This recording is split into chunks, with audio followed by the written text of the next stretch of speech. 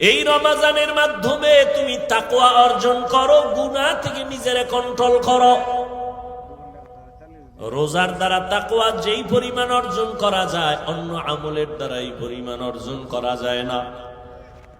রোজার মধ্যে বড় আমল দুইটা, এক হলো তারাবির নামাজ, আর এক হলো রোজা। এরে নবীর উম্মতের দল, এই মাসে আর একটা সুন্দর আমল হলো কোরআনের তেলাওয়াত।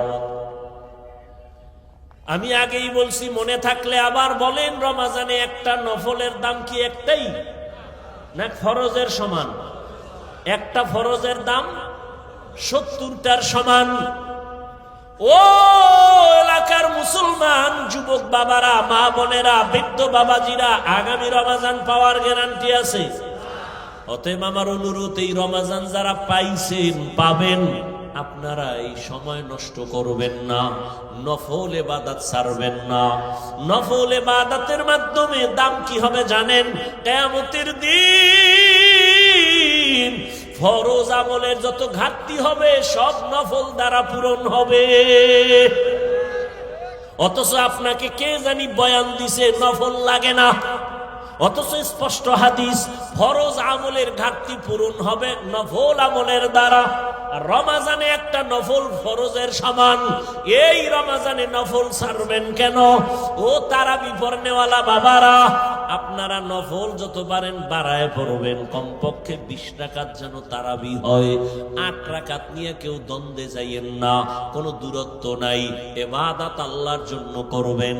যদি কেউ ওয়াদাই করে ফেলেন যে আমি 8 রাকাতের বেশি তারাবি পড়ব না, তার কাছে আমার মোহাব্বতের আওয়াজ হলো, ঠিক আছে মেনে নিলাম।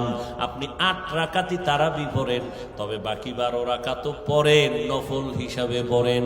দেখবেন এই সওয়াব আর আগামী রমজানে আপনি পাবেন কিনা গ্যারান্টি নাই।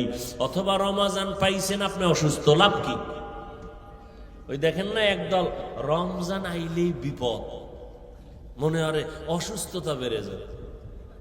আছেন এরকম কিছু মানুষ? আজকে কেতাবে দেখছি, বড় এক বুজুর্গ পাকিস্তানের হাকিম আক্তার সাহেব রহমতুল্লাহ আলাইহি কি লেখছে জানেন? এক এলাকার মানুষ একেবারে আওয়াম, শিক্ষিত না, ওখানে হুজুরে গেছে ওয়াজ করতে, রমাজান আইতে আছে, রেডি হও। এরা বুঝে না রমাজান কি। হুজুর এটা কি?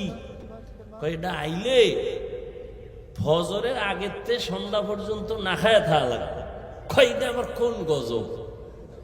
সারা দিন না খাইয়ে কহ একটু পানি টেনি না, পানিও না কয় কি, পানিও পান করতে পারবো না কয় না। এই বিপদের লগে তো মোকাবেলা করতে হবে। এবার হুজুর এটা আইবে কোন দিক দিয়া? কছে পশ্চিম দিক দিয়ে। তাই কবে? 29 শাবান, শাবানের 29 তারিখ। টাইম কোন সময়? কয় সূর্য ডোবার পর। হুজুর ঠিক আছে বুঝলাম। হুজুরে বয়ান করে গেছি।